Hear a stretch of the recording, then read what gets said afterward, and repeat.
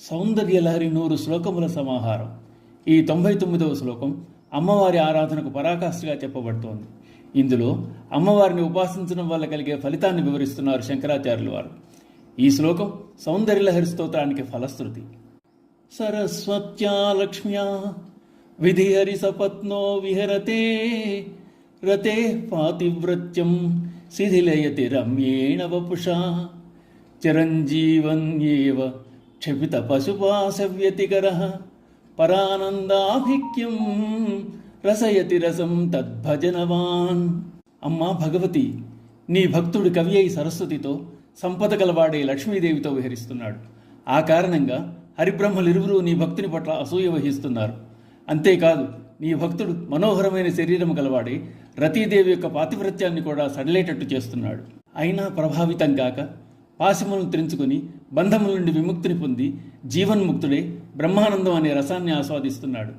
సాధకుని వశమందు అన్నీ ఉన్నా సాధకుడు మాత్రం ప్రభావం చెందడు, లక్ష్యం నుండి తప్పుకోడు, అమ్మవారి ధ్యానంలో ఉండడాన్ని కొనసాగిస్తాడు.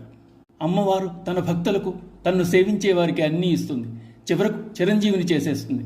అటువంటి వానిలో పశుపాసం అనగా అవిద్య కర్మబంధనం అన్నీ నశించిపోతాయి.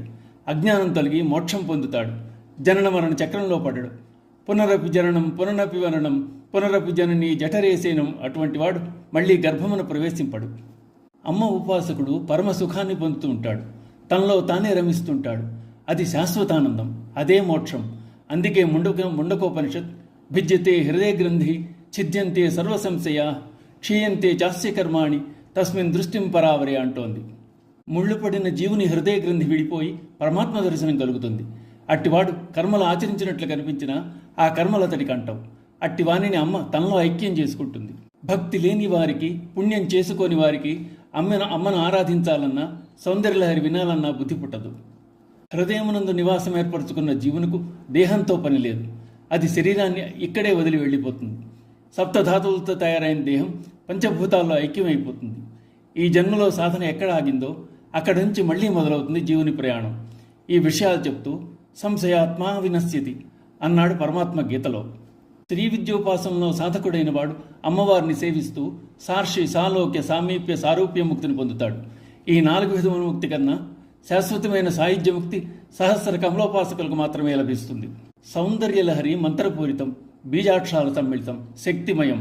బీజాక్షరాలు తెలియవే, మంత్రదీక్ష లేదే అని అనుకోవాల్సిన పని లేదు. సౌందర్యలహరి పారాయణించాలు అని అన్నిటితో సమానం. ఇది వేద సహితం. వేదమాత మనకు శంకరాచార్యుల ద్వారా అందజేసింది. శ్రీమాత్రే నమః.